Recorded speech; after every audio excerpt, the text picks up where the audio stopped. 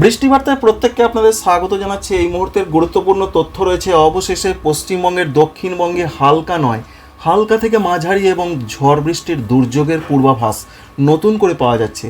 তো কবে পাওয়া যাচ্ছে, আবহাওয়া দপ্তর এই প্রসঙ্গে এখনও কিছু জানাননি। মডেল দেখাচ্ছে কবে হতে পারে, সমস্ত কিছুর খুব সংক্ষেপে ইনফরমেশন আপনাদের দেওয়ার চেষ্টা করি ভিডিও থেকে। শেষ পর্যন্ত অবশ্যই সঙ্গে থাকবেন, দেখে নেওয়ার চেষ্টা করব। আমরা যেটা দেখতে পাচ্ছি 17 তারিখ লাস্ট আপডেট আমরা পাচ্ছি। 17 তারিখের দিকে সারা দক্ষিণবঙ্গ জুড়ে প্রচণ্ড ঝড় বৃষ্টির দুর্যোগের পূর্বাভাস।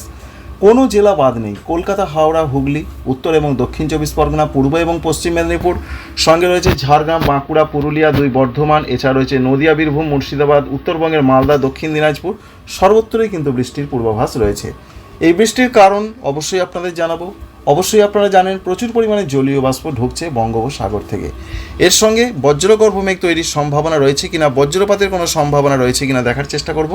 প্রচণ্ডভাবে বজ্রগর্ভ মেঘ তৈরি হতে পারে পশ্চিমবঙ্গের দক্ষিণবঙ্গ জুড়ে।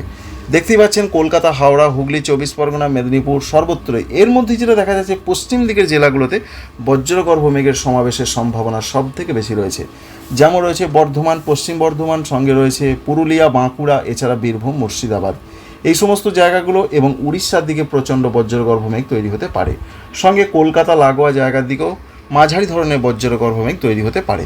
কিন্তু পশ্চিমবঙ্গের উত্তরবঙ্গের দিকে যদি আমরা তাকাই, সেদিকে খুব একটা যে বজ্রগর্ভ মেঘ তৈরি হবে তা দেখা যাচ্ছে না। তবে হালকা ধরনের বজ্রগর্ভ মেঘের সম্ভাবনা তৈরি হতে পারে, এমনটা দেখতে পাচ্ছি আমরা। সুতরাং বৃষ্টি আসছে। অবশেষে পশ্চিমবঙ্গের দক্ষিণবঙ্গ জুড়ে ঝেঁপে বৃষ্টির পূর্বাভাস রয়েছে, যেটা আপনাদের দেখাচ্ছি। মনে রাখবেন এই আপডেট কিন্তু অনেক দিন পরে হতে পারে, আবার নাও হতে পারে। মডেল দেখাচ্ছে তাই আপনাদের দেখিয়ে দিচ্ছি।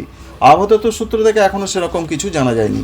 আগামী কয়েকদিন কেমন আবহাওয়া থাকতে পারে, আগামী কয়েকদিনে যা পূর্বাভাস দেখতে পাচ্ছি আমরা, তাতে আগামীকাল 4 তারিখের দিকে সেরকম তো কিছু আমরা দেখতে পাচ্ছি না। 5 তারিখের দিকেও সেরকম কিছু নেই, 6 তারিখের দিকেও কিছু নেই। 7 তারিখের দিকে খুব হালকা হালকা বৃষ্টির পূর্বাভাস রয়েছে। বিশেষ করে পশ্চিমবঙ্গের উপকূলবর্তী জায়গা 2-1 জায়গা হতে পারে, বিরাট কিছু নয়। এটাকে বৃষ্টির পর্যায়ে ভুক্ত করা যায় না, সুতরাং শুকনো আবহাওয়া থাকবে।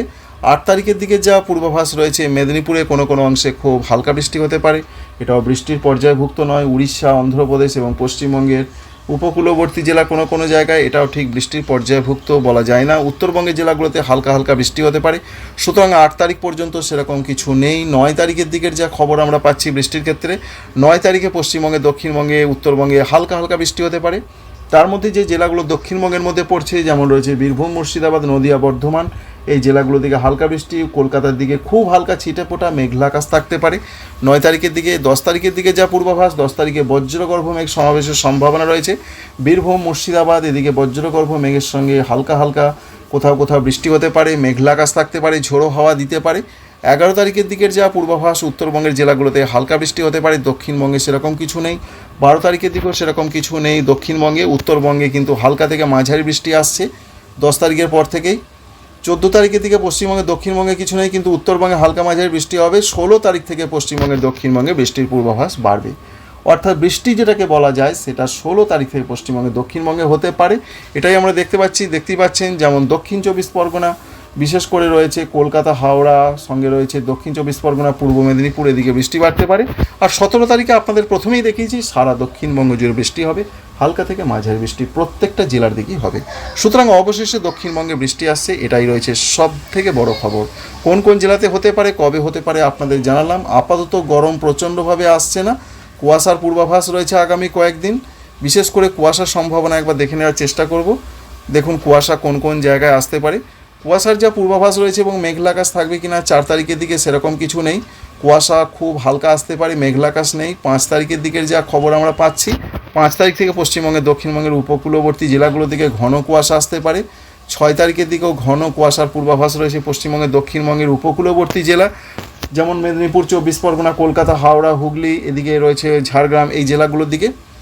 7 তারিখের দিকেও ঘন কুয়াশার পূর্বাভাস রয়েছে, দক্ষিণবঙ্গ জুড়ে মেঘলা মেঘলা আকাশ থাকবে। 8 তারিখেও ঘন কুয়াশা রয়েছে, দক্ষিণবঙ্গে রয়েছে, উত্তরবঙ্গেও ঘন কুয়াশার সম্ভাবনা, দার্জিলিং, কালিম্পং সহ পার্শ্ববর্তী জায়গায়।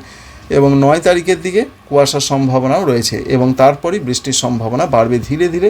প্রথমে উত্তরের জায়গাগুলোতে বৃষ্টি বাড়বে 10 তারিখের পর থেকে, যেটা আপনাদের বললাম, আর 15 তারিখের পর থেকে দক্ষিণবঙ্গের জেলাগুলোতে বৃষ্টির সম্ভাবনা বাড়বে। আপডেটটি ছিল এই পর্যন্তই।